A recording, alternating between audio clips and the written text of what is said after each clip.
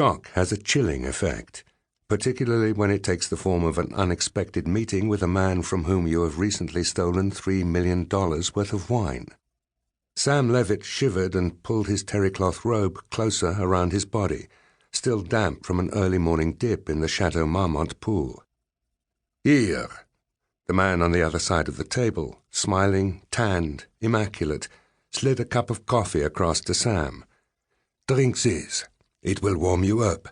Then we can talk." He leaned back and watched as that first infinitely welcome cup went down, then another, while Sam tried to gather his wits. Sam was sitting with Francis Reboul. The last time they had met had been in Marseille, over a glass of champagne at Le Pharaon, Reboul's cliff-top palace with a billionaire's view of the Mediterranean. Sam, on assignment from an international insurance company, was hunting for several hundred bottles of vintage Bordeaux that had been stolen from the Hollywood home of Danny Roth, an entertainment lawyer with a weakness for fine wines. After a search that had taken him from L.A. to Paris to Bordeaux to Marseille, Sam had discovered the stolen bottles in Reboul's vast cellar. And being a man who preferred direct action to long and tiresome negotiations with the authorities, he had stolen them back. That, he had thought, was that. A nice, neat job with no complaints likely from the victim. But here was the victim himself, in the garden of the Chateau Marmont in Los Angeles, behaving for all the world like an acquaintance who was trying to be a friend. "Perhaps I should have given you some warning," said Reboul with a shrug. "But I only flew into Los Angeles last night. There's some business I need to attend to here, and I thought I would take the opportunity to come and say bonjour." He took a card from his top pocket and pushed it across the table. "You see, here's the little souvenir you gave me during our last meeting." Sam glanced down at the familiar sight of his own business card. "Well, Mr. Reboul, please," Reboul waved a dismissive hand. "You must call me Francis, and I will call you Sam. More cozy, no?" He smiled and nodded, as though the idea of coziness were amusing. "I don't want to waste your time, so let me get to the point." He drank the last of his coffee and pushed his cup and saucer to one side with a manicured index finger. "In fact, the business that brings me to California is you." Reboul paused for a moment and gave Sam a conspiratorial wink before continuing.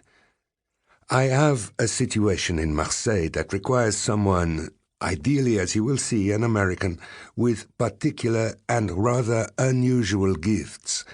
And judging from our previous encounter, it seems to me that you'd be just the man for the job.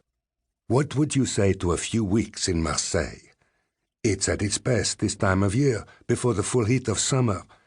I would make your stay extremely comfortable and, of course, very attractive financially."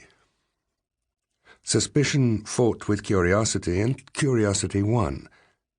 "Let me guess," Sam returned Reboul's wink. "Would I be right in saying that what you have in mind is not altogether legal?" Reboul frowned and shook his head, as though Sam had suggested something faintly improper. "Legality is so difficult, isn't it? If it were easier to define, most of the lawyers in the world would be out of business, which would be no bad thing. But, my dear Sam, allow me to put your conscience at rest. I'm not proposing anything more illegal than a little harmless deception. And after your performance as a book publisher the last time we met, this would be child's play for a man of your talents. A mere soupe de fèves, as we say in Marseille."